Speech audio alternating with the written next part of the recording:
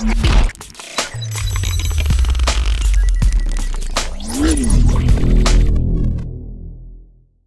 historic Silverstone for what promises to be an absolutely thrilling Grand Prix.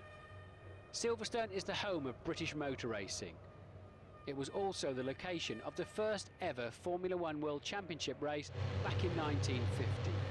Although the layout has changed over the years, the circuit still has some spectacular turns, including the sweeping Beckett's curves and the flat-out right-hander Bridge Corner. Pretty much perfect weather conditions for racing here today, so we should see some very competitive lap times during this race. Hello ladies and gentlemen, welcome to F1 Championship edition here at the British Grand Prix, and hopefully if everything's going okay you can hear me this time. We're about to go racing, away we go. From 8th on the grid, Alonso, we've just passed him. Or not. He's on the left side. I don't want to crash into him. We're going to go around the outside. No, we're not. A little bit of contact.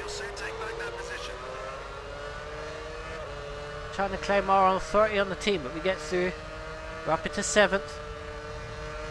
Lovely sunny day. It was not like that in qualifying. It was very, very wet. Well, it was intermediate conditions.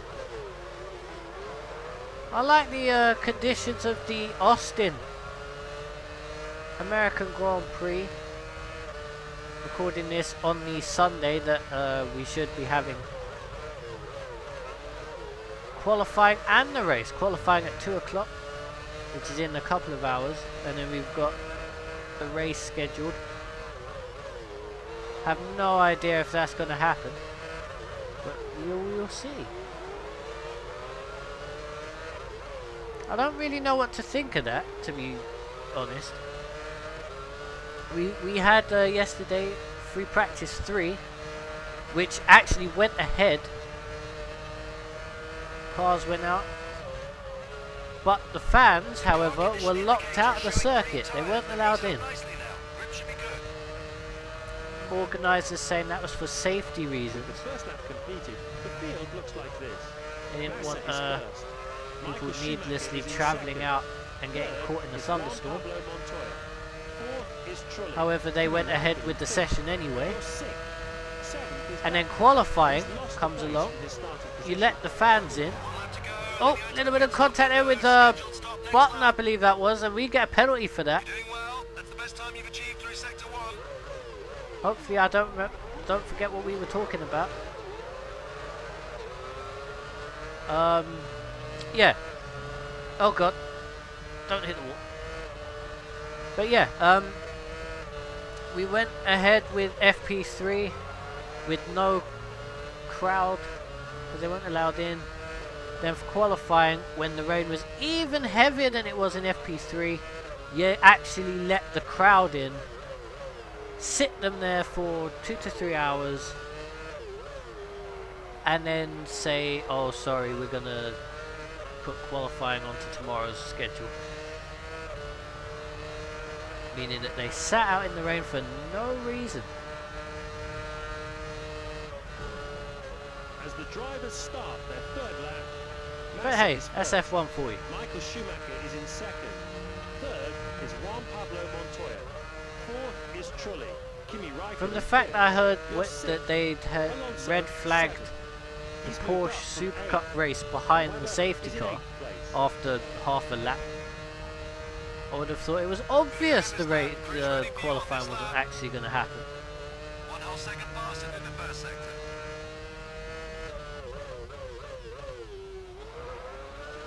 But anyway, we've got a couple of hours until we find out if it actually goes ahead or not. If it doesn't go ahead, then FP3 will be the lineup of the grid. Hamilton champion. Also had some controversy in the MotoGP race this morning at Malaysia.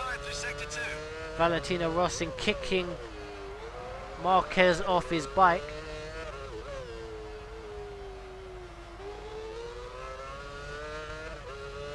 as we go into the pits. But yeah, interesting, that one. A lot of people saying... As we head into the final few laps, Michael Schumacher leads. Some people actually Montoya saying is that Rossi second. was justified. That's a gain of 1 place. Trulli is third. Some people Fourth is actually Raikkonen. saying that He's up actually from there fifth. was no kick when you Alonso can clearly is see fifth. some leg Massa movement. sixth. You're seventh, and Webber is in 8th place. Stewards decided to penalise Valentino for it. Rightly so, in my opinion. So he'll be starting the final race of the season at the back of the grid. Whilst they're blue, you'll have less traction.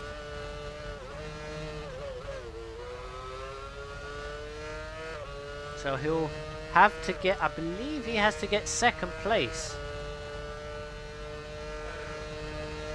in order to keep the championship and win a 10th one.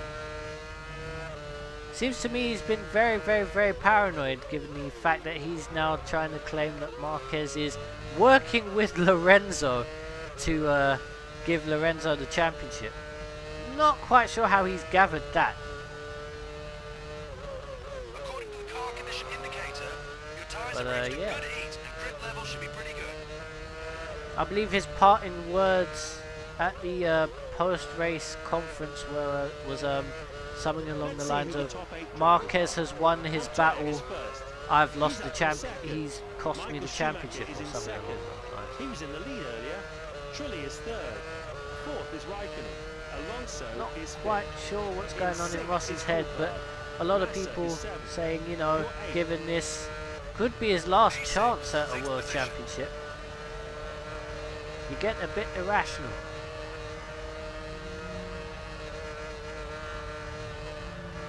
Don't know what, if any of you guys watch MotoGP or what your thoughts are on that, but yeah, very interesting. It will be interesting to see how he copes at Good stuff. Valencia. You just put in your best time through sector 1. You can never count him out, so I'm not saying he can't come from the back of the grid to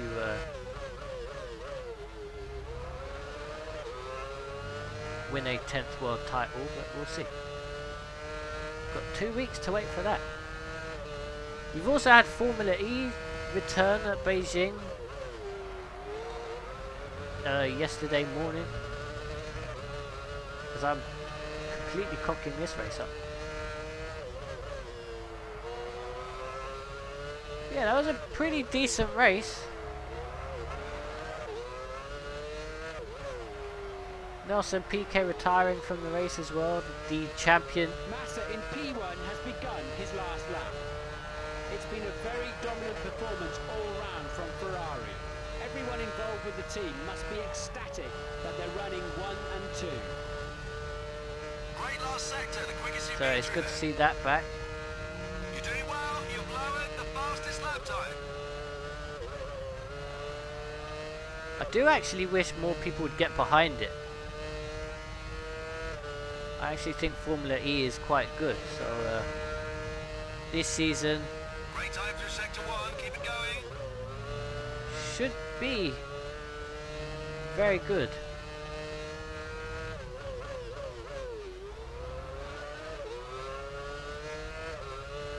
As for this race that I've spoken pretty much nothing about, we are in 4th place.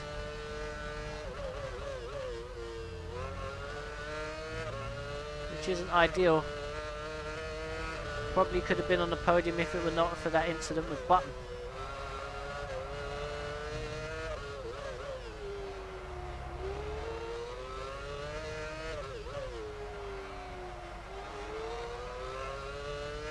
Out of the final corner, Massa races past the Michael checkered flag Schumacher for the wins, final Felipe 10 Massa points takes second, and top spot on Montoya the podium. third, and we Michael take Schumacher 4th with the will take fastest second lap of the place. race at the end. Silverstone comes up trumps again. Another Very weird that I fantastic leave race. McLaren and all And of so a we sudden conclude the Montoya final part actually of this put some first work in. European leg. We'll be back here in mid-July to decide some of the other famous European races like Manicourt in France and the second Both Toro German Rossos Grand Prix failed to venue, finish. Oh dear, Hockenheim. oh dear. In the meantime, we travel to Montreal, Canada for for another captivating F1 race on the famous Gilles Villeneuve circuit. Following that, we'll be revisiting the scene of much controversy with regard to we don't tyres feature in on the top page 2005, yet. Indianapolis. Massa See you takes there second in the in 2 weeks' championship. time. Schumacher successfully defending his title at the moment. We're up to 9th, so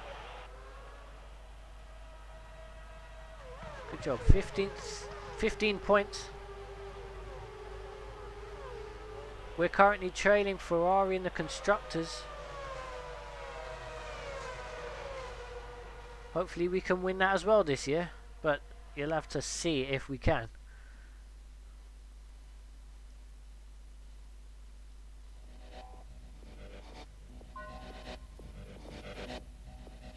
And there we have it. That's the end of the British Grand Prix.